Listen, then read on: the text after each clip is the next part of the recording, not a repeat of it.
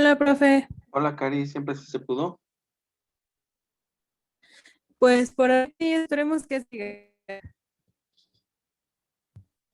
Sí, creo que sí está medio con un poco de fallas, pero no te preocupes, no enciendas tu cámara para que puedas por lo menos escuchar, Cari. Ok, profe. Ahí está muy bien, porque si de pronto se te va el audio un poquito. Angie, ¿cómo estás? Buena tarde, noche ya. Hola, profe, buenas noches. Bien, ¿ya cómo sigues? Ya mejorcito, recuperándome. Qué bueno, qué bueno. Sí, ya Ya de un poco vacaciones. difícil. Sí, Sí, ya, según sí, yo, de entre pronto. comillas. Sí, eso sí, pues el estrés y lo demás hay que cuidarse porque Ujú, sin salud no podemos hacer todo lo demás. exactamente, profe. Pues sí, así es esto. Hola Jenny, buena noche. Hola, profe, buenas noches. ¿Cómo estás? Bien, profe, Sí, solo que con problemas de señal. Le iba a también. comentar que no puedo prender mi cámara, es que estoy en datos. Sí, no la aprendas, mejor así Sí. para que te aguanten los datos, porque si no se van a ir de volada. Así déjala.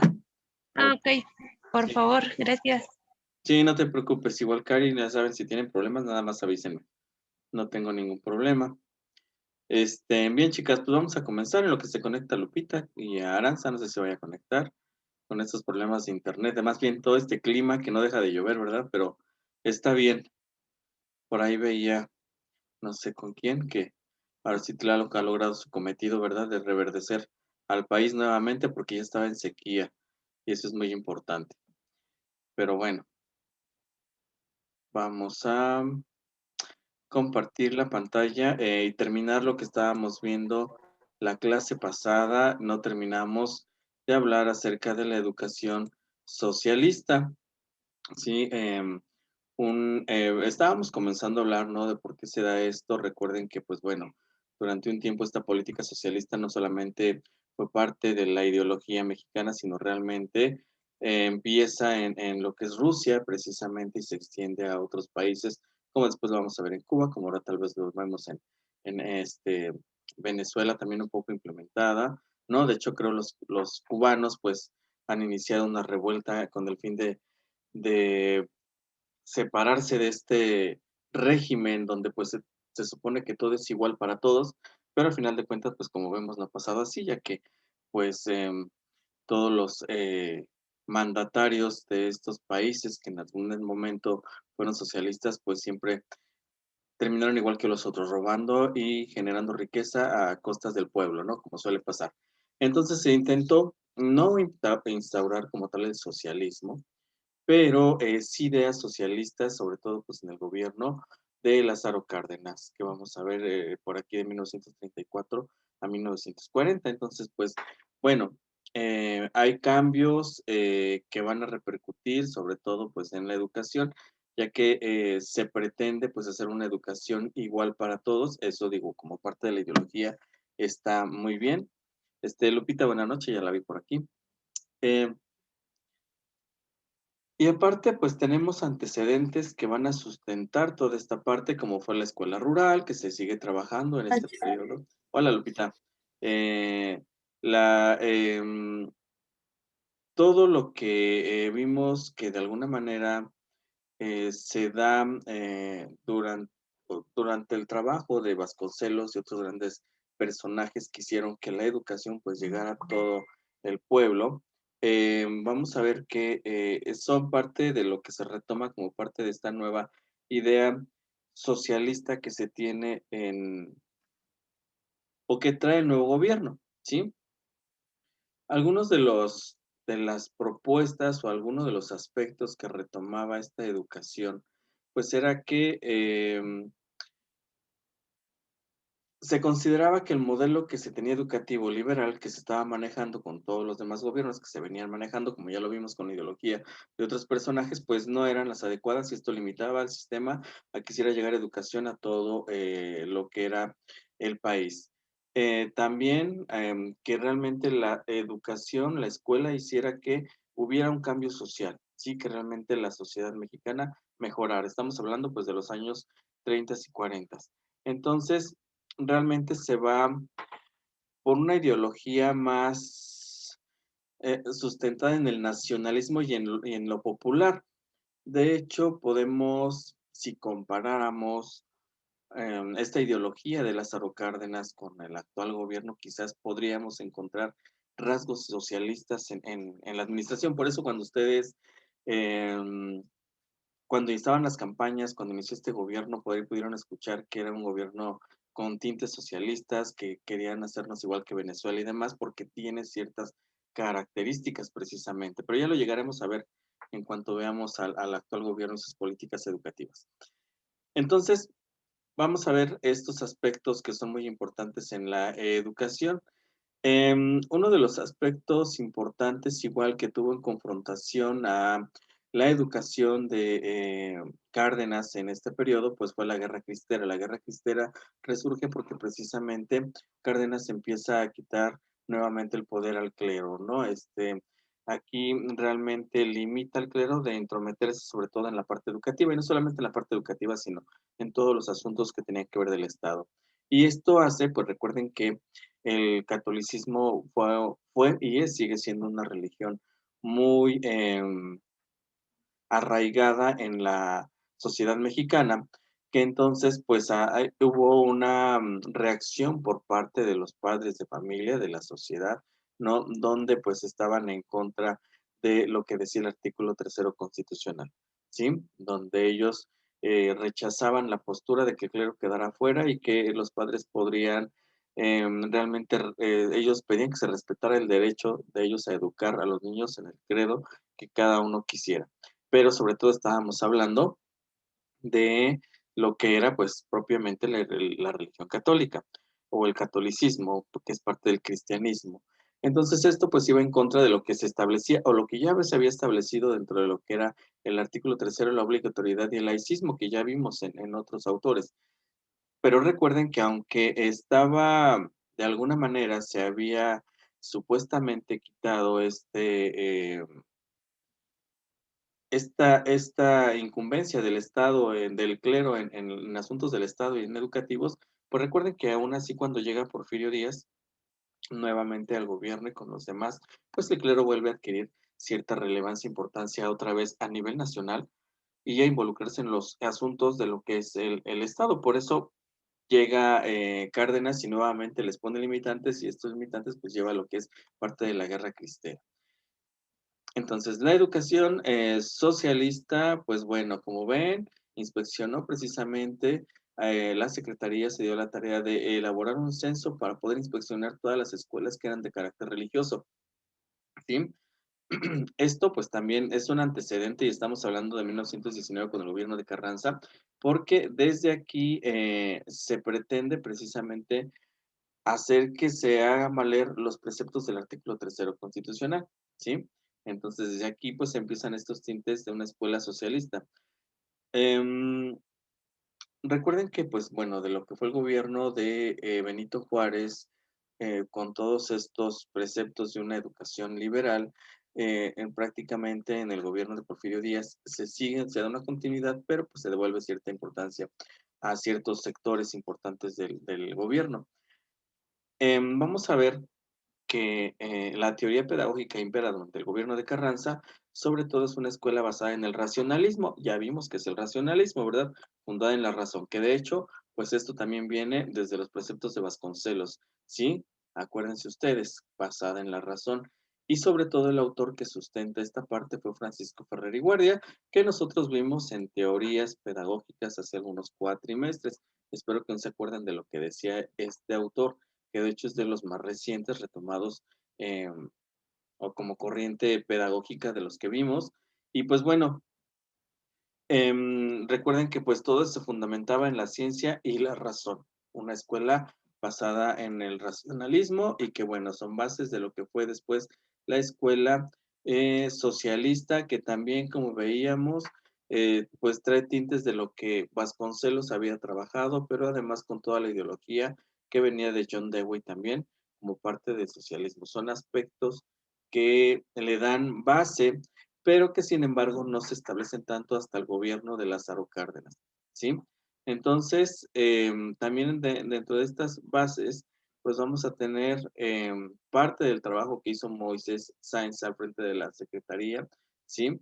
Donde, pues bueno, también se establece lo que es la escuela activa y la práctica del método de proyectos. Como ven, esto que nosotros vimos en teorías educativas, pues lo podemos ver como estos secretarios importantes en México, ¿no? Porque hasta aquí vemos la implementación de algunos autores importantes, autores en el sentido de sobre todo los secretarios y las políticas educativas que se hicieron, y estamos viendo a Moisés Sáenz, ¿verdad? Aquí, quien pues se trae todo lo que es la escuela activa y el método de proyectos, ¿sí? Todo esto pues dio base a lo que fue la escuela socialista. La escuela socialista, entonces, basada en el gobierno de Cárdenas, sobre todo, pues bueno, interviene cosas, establece algunos aspectos y genera problemas nuevamente con lo que es el Estado y la Iglesia. De alguna manera entra en conflicto por lo que era el laicismo. Si leyeron el libro, también entró un problema por lo que era la educación sexual, ¿no? Y cómo la veía el socialismo, sí, porque se empezaba a ver esta parte de cómo se iba a dar, sí, entonces, eh, cómo se veía que en ese momento se diera educación sexual, pues a los alumnos de aquel entonces. También empiezan pues graves problemas con la reforma que hubo al artículo tercero constitucional, ¿sí? Donde en ese entonces el artículo tercero constitucional se establece y cito lo que dice el libro de Historia de la Educación Pública en México, en la página 274, que ustedes van a poder revisar posteriormente, donde el artículo tercero se reforma, ¿sí? Y dice, la educación que imparte el Estado será socialista y además de excluir toda doctrina religiosa, combatirá el fanatismo y los prejuicios, para lo cual la escuela organizará sus enseñanzas y actividades en forma que permita crear en la juventud un concepto racional y exacto del universo y de la vida social. Solo el Estado, Federación, Estados, municipios impartirá educación primaria, secundaria y normal. Podrán concederse autorizaciones a los particulares que deseen impartir educación en cualquiera de los 3 grados anteriores, de acuerdo en todo caso a las siguientes normas. Y aquí nos establece pues todos las fracciones, digamos, o las normas en las que se basaban. Entonces, como ustedes ven, eh, el precepto de educación como tal que aparece en la Constitución de 1917, en el artículo tercero constitucional, pues en el gobierno de Lázaro Cárdenas, cambia por una educación socialista. Sin embargo, esto solamente va a ocurrir precisamente durante este periodo de gobierno, ya que en el siguiente periodo, pues vamos a ver que se recuperan nuevamente las bases de una educación liberal, ¿sí? ¿Hasta aquí alguna duda, chicas?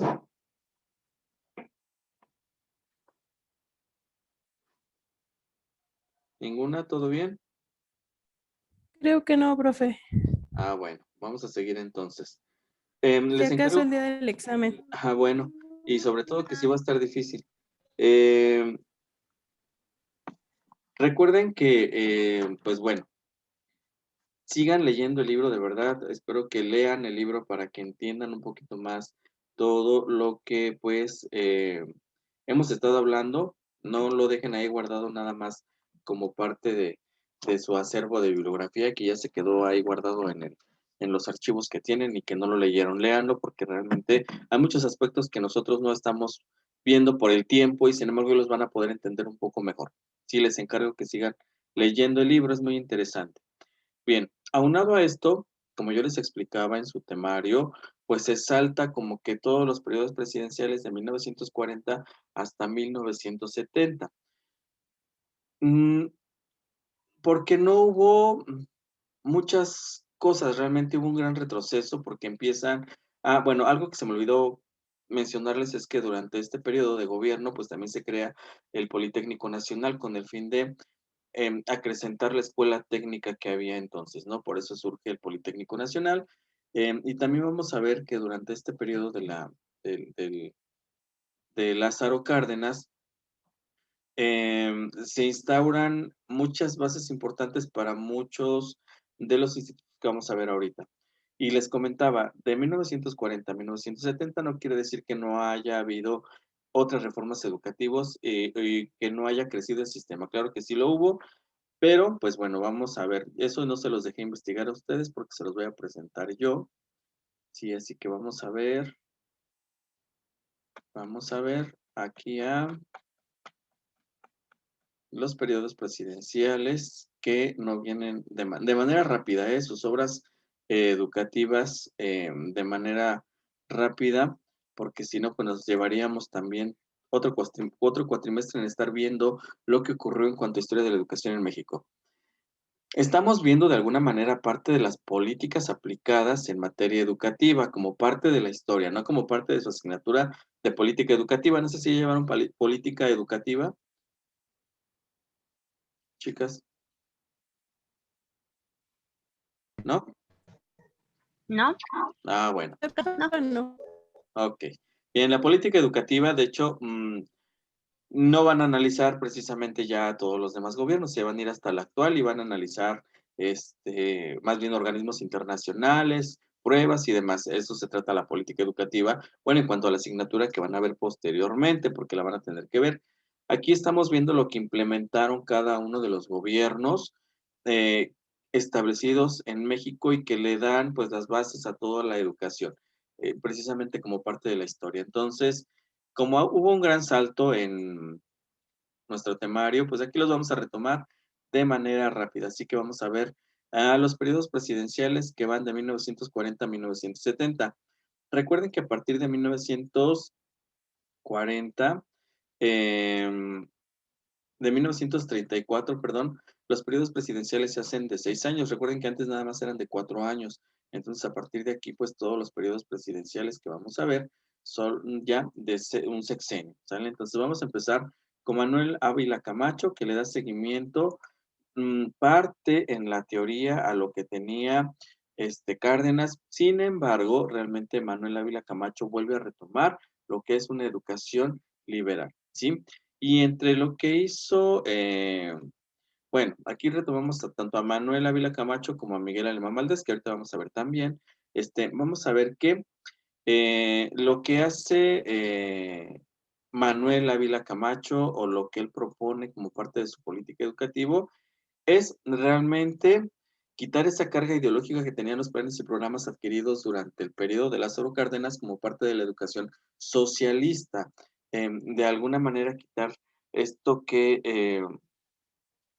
él había metido tanto como el nacionalismo. Entonces, quitar esta parte a los planes y programas y dar más contenidos que ayudaran a lo que es la sociedad. También, de alguna manera, eliminar toda la parte de burocracia que existía dentro del sistema.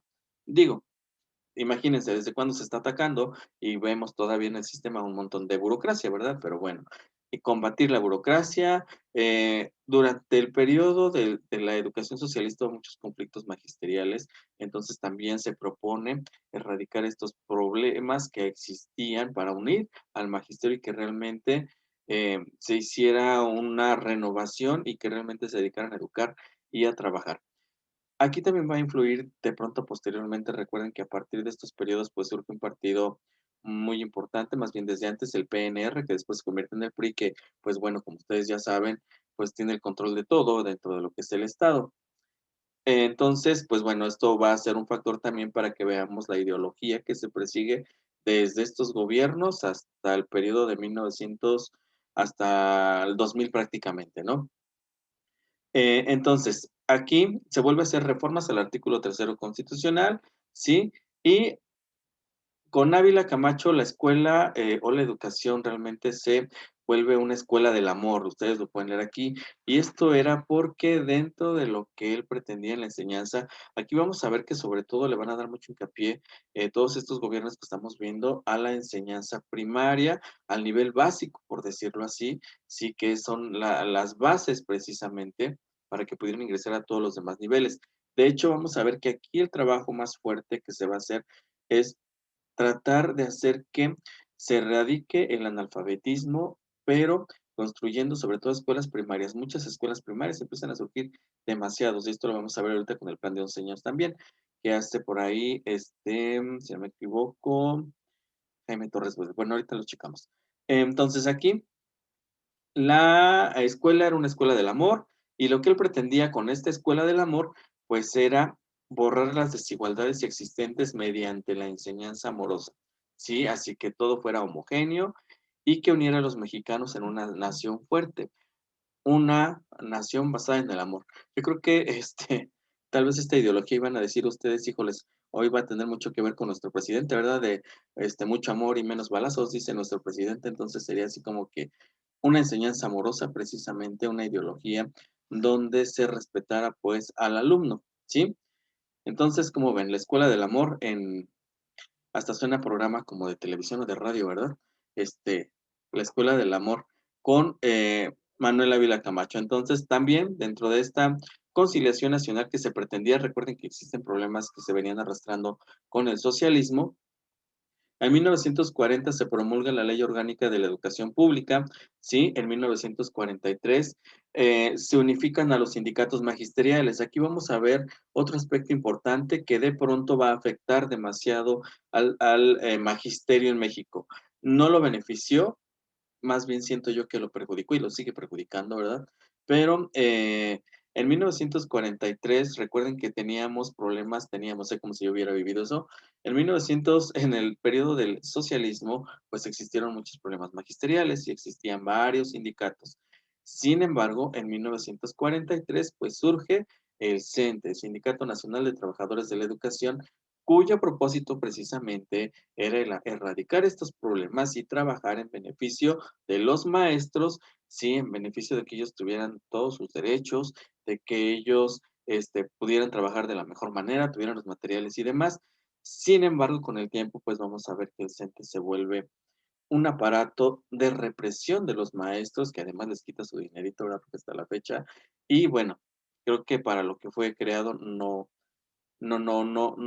funcionó. Pero bueno, también en 1943, se reforma el artículo 3 constitucional y se revierte el término socialista y otra vez ahora empieza a mencionarse como una educación integral, científica y democrática, ¿sí? Esto con el fin, como ya les había comentado, de combatir el analfabetismo que existía demasiado. Recuerden que aunque Vasconcelos, con toda la enseñanza rural, hizo una gran labor para hacer llegar escuelas, pues aún así existía en el país un gran número de personas analfabetas. Y estamos hablando no solamente de niños, sino también de adultos. Y ahorita vamos a ver cómo se combate esto. Sí, entonces esto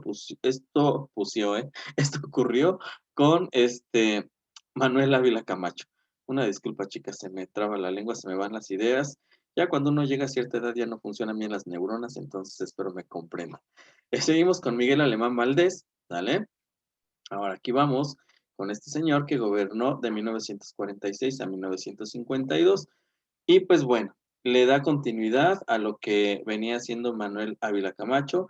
Aquí lo que vamos a seguir, de alguna manera, con ciertos periodos, es que sí va a haber una continuidad, por lo menos, ¿no? Después se rompe, pero bueno, por aquí siempre le vamos a dar continuidad. Y bueno, él consideraba, dentro de su gobierno, que la educación era para al servicio del desarrollo y del desarrollo del país, ¿sí? Entonces, la educación, pues era la que iba a ser la base para que el país desarrollara en todos los aspectos, sobre todo en el económico, ¿sí? Y el industrial.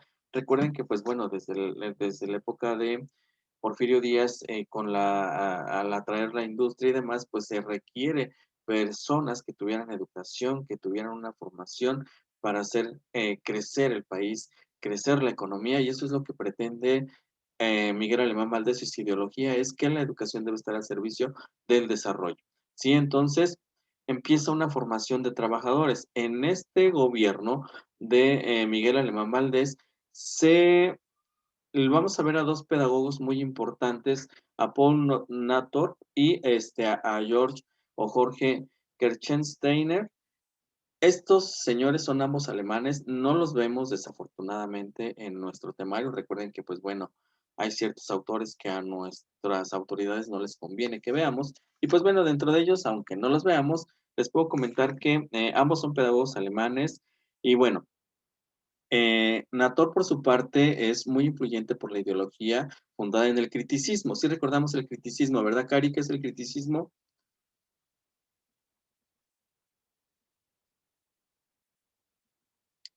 ¿Sí me escuchó, Cari?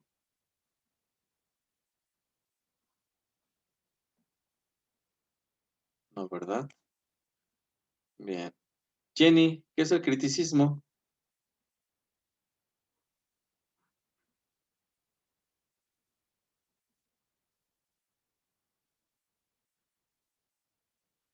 ¿Sí me escuchan, chicas?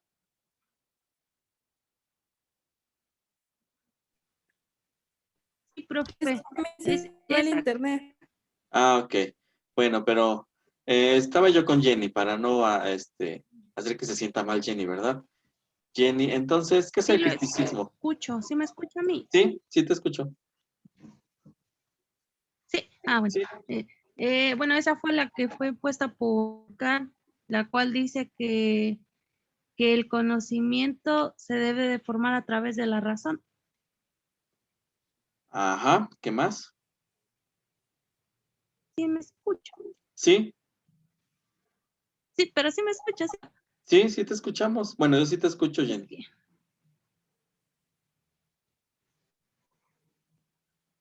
Bien. Creo que tenemos problemas con tu audio. No se preocupes, Jenny, está bien así. Bien, el criticismo, recuerden que se parte precisamente en la crítica, pero en esta crítica de reflexionar y analizar la información que se nos está dando. Entonces, en este periodo, Miguel Alemán Valdés funda su política educativa en esta teoría, en el criticismo, en la parte de lo que es este pedagogo Nator, ¿sí? Y bueno, además, porque Nator se caracteriza a nivel internacional por ser un pedagogo que propone lo que es la pedagogía social, donde la educación precisamente llegue a todos. Además, con Kirchensteiner, él también es un pedagogo alemán, es seguidor de Pestalozzi, sí, tiene mucha influencia también por aquí, de Dewey, pero sobre todo a él tiene un enfoque humanista y desarrolla sobre todo lo que es la escuela del trabajo. Y es aquí donde van a empezar a surgir todas estas escuelas, aparte del carácter técnico que ya se tenía, se les da más relevancia, pero también las escuelas, por ejemplo, para trabajadores, ¿no? Por ahí tal vez en algún momento conocieron una secundaria o escuela primaria para trabajadores, que era después del trabajo, no sé. Cari, que tiene cerca de la ciudad de Tula, todavía en Tula existe una secundaria que es para trabajadores, creo que como tal ya no para trabajadores, pero aún sigue conservando este nombre de la escuela secundaria para trabajadores, ¿no? Que era esta función que tenía de educar precisamente a la mano de obra, sí que ya se tenía para que fueran mucho mejores, ¿sí? Entonces, por eso se retoma a estos dos autores que van a sustentar la ideología educativa de este presidente. Aquí también entonces, como vemos, pues, y como les estaba yo comentando, lo que pretendía Miguel Alemán Valdés, pues era crear mano de obra calificada. ¿Por qué? Porque se necesitaba un desarrollo industrial, ¿sí? Entonces, durante su gestión del 46 al 52, pues aparte de la unidad nacional, la educación pretendía crear un tipo de hombre, de trabajador y de técnico que exigía el desarrollo económico. Por eso es que se fundamenta en la pedagogía social de Nator y en la escuela o en la pedagogía o en la escuela del trabajo de este Jorge, ¿sí? Bueno, Jorge Kirchsteiner, sí, que se me va por aquí el nombre. Por eso es que se fundamenta en esto. Y todo esto o esta llamado a la Escuela de la Unidad Nacional fue por otro gran personaje que hizo mucho por la educación, Jaime Torres Bodet, ¿sí? ¿Hasta aquí dudas con estos presidentes? Ninguno, ¿verdad? Ok. Continuando con ellos, entonces, em, déjenme ver por aquí, se me tapó la pantalla. Durante este periodo también, ¿sí? México, a través del gobierno, recuerden que esto sí le da seguimiento, Manuel Ávila Camacho le da seguimiento a lo que hizo Miguel Alemán. Y aquí, pues bueno, vamos a ver que durante este periodo México va a participar mucho en lo que es la UNESCO, ¿sí? En los proyectos educativos de lo que es la ciencia y cultura de la UNESCO, ¿sí? Desde ahí viene pues mucha su intervención. Así que durante este periodo se fundaron algunas instituciones importantes en el país que aún siguen como el Comité Administrador del Programa Federal de Construcción de Escuelas. Bueno, este como tal ya no está. El Instituto Nacional de Bellas Artes, que aún existe. La Asociación Nacional de Universidades e Institutos de Enseñanza Superior, que aún existe, y esto lo van a ver en política educativa precisamente. El Centro Regional de Educación de Adultos y Alfabetización Funcional para América Latina, la CREFAL, ¿sí? Entonces, dentro de este periodo también empieza un periodo de expansión. Se llama así porque es el periodo en que empieza a hacerse llegar educación ahora sí a todo el país. O se preocupan porque por lo menos los mexicanos supieran leer, escribir, concluyeran la primaria, que eso era importante.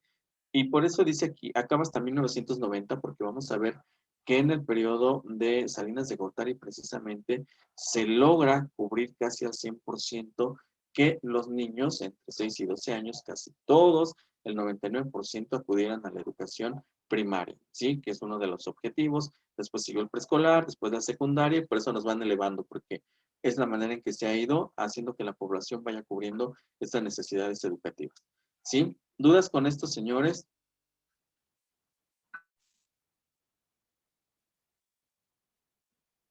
Perdón, chicas, ya estoy aquí. Ahora el que falló fui yo. Pero seguimos. Déjenme volver a pasar. Aquí está. Bien. Les decía yo, entonces, pues bueno, tenemos a Manuel Ávila Camacho, perdón, y déjenme ver dónde está. Y Manuel, y Miguel Alemán y Manuel Ávila Camacho. Ahora, vamos al periodo de Adolfo Ruiz Cortines, de manera rápida igual. Adolfo Ruiz Cortines, quien gobernó de 1952 a 1958.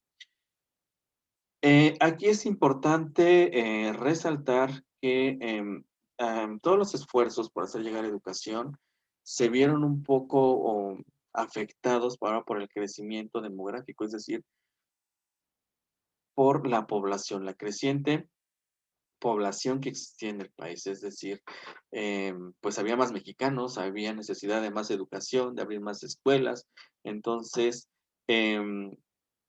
fue uno de los factores ahora que afectaba al desarrollo de la educación. Sí, entonces em, se vuelven a replantear la manera de volver a reestructurar el sistema para atender las necesidades educativas que existían en el país, puesto que antes, aunque se tenía con los gobiernos anteriores se tenía la intención de hacer llegar las escuelas, pues no se contaba ahora con la creciente población y que pues de alguna manera implicaba más escuelas, más maestros, más recursos, más materiales, más libros de texto, más de todo. Entonces, vamos a ver que en este periodo ahora se van a preocupar por esta parte, cómo reorganizar el sistema para cubrir las necesidades educativas que se tenían en el país. Dentro de este periodo de, se me olvidó el nombre, de Adolfo Ruiz Cortines, en sí, lo que más se va a preocupar es por hacer nuevamente que llegue la educación. Estamos hablando sobre todo de educación básica, recuerden, sigue siendo el problema la educación primaria. En este gobierno se aumenta el gasto público, es uno de los gobiernos que más ha dado recursos a la educación para tratar de que se cumplan los objetivos que se tenían ellos previstos. Y bueno, durante este periodo se da subsidios a las universidades, se incrementa el salario de los maestros. Recuerden que uno de los problemas que ha venido arrastrando México desde estos gobiernos ha sido que pues el salario del maestro nunca ha sido el más adecuado. Siempre ha estado por debajo de lo que debería de ser, pero bueno, se aumentó y pues bueno, se crea el Consejo Nacional Técnico de la Educación, el CONALTE, y el Centro de Investigación y Estudios Avanzados del IPN, el CINVESTAP, que todavía también sigue funcionando. Entonces, esto es entre lo más importante que se hizo. La reorganización de la Secretaría de Educación Pública para nuevamente tratar de erradicar el analfabetismo y ver la manera, no solamente ahora de educación primaria, sino de apoyar a la educación superior, ¿sí? Que fue lo más relevante del gobierno de Adolfo Ruiz Cortines. Recuerden que solo estamos viendo sus aspectos de educación, ¿sale? No nos vamos a meter con todo lo que hicieron durante su periodo. Y de aquí nos pasamos con Adolfo López Mateos, ¿sale? Que va de 1958 a 1964. Adolfo López Mateos, pues bueno, de alguna manera sigue aquí un personaje importante que es Torres Bodet, Jaime Torres Bodet, quien, pues bueno, debido a las necesidades educativas, sobre todo de educación básica, insistimos aquí, lo importante radicar era el problema, o era alfabetizar a los niños precisamente, llegar primero en esa instancia, y debido a las necesidades que existían, como ya vimos en los otros gobiernos, y como acabamos de ver con Adolfo Ruiz Cortines, pues bueno, crean un programa o un plan que se llama el Plan de 11 años, que decía que la educación debía ser obligatoria y durante este periodo no es que se crea el Politécnico Nacional, más son las instalaciones. Recuerden que el Politécnico Nacional ya se crea en 1936, si mal no recuerdo, y pues bueno, nuevamente la implementación de libros de texto gratuitos, pero sobre todo este plan de 11 años lo que trata es de obligar a los padres de familia a que envíen a los niños a la escuela para que todos los niños en periodo educativo de educación primaria accedieran a los servicios educativos que ya existían. Aquí les menciono a Gustavo Díaz Ordaz porque, bueno, ahorita vamos a ver que de él hay muy poco, desafortunadamente, en materia educativa, afectado por otro problema que hubo, ¿verdad? Pero bueno, dentro de estos dos gobiernos, tanto en el de Adolfo López Mateos como Gustavo Díaz Ordaz, que le da seguimiento a lo que está haciendo Adolfo López Mateos, lo que se empieza a hacer es generar oportunidades para que los individuos, los mexicanos, pues pudieran acceder a la educación normal, pero también a capacitarse para el trabajo. Entonces, lo que coincide en lo que le dan seguimiento en ambos sexenios es dar continuidad a este plan de 11 años, precisamente, ¿sí? Para el mejoramiento y expansión de la educación primaria, que precisamente es lo que les comentaba, hacer que por lo menos en México se cubriera todo lo que era la educación primaria. No estamos hablando ni de preescolar, ni de secundaria, ni de universidad, sino que en ese entonces, a nivel internacional, lo que se pedía era que pues por lo menos tuvieran la educación primaria y es en lo que se enfocaron, en trabajar por ello, ¿sí? Durante este periodo se crean más escuelas, se distribuyen más libros, se sigue apoyando a los maestros, y pues bueno, se crea la Comisión Nacional de los Libros de Texto Gratuito, la CONALITEC, que aún funciona. Recuerden que no quiere decir que antes de estos gobiernos no se dieran libros de texto. Recuerden que desde Justo Sierra se empiezan a elaborar estos libros de texto, Si Vasconcelos le da seguimiento, y pues bueno, hasta este periodo se crea esta Comisión Nacional de los Libros de Texto Gratuito, ¿sí? Así que dentro de este objetivo también, de que se brindara educación primaria, también el objetivo era que pudieran continuar los alumnos después con sus estudios superiores, la secundaria, poder terminar la Profe, prepa. ¿Sí? ya se va el tiempo. ¿Ya se va a acabar mi tiempo? Híjole. Bueno, está bien. Le cierro un medio minuto y ahorita nos vemos, ¿vale? Ok. Voy y regreso. Ok, permítanme tanto.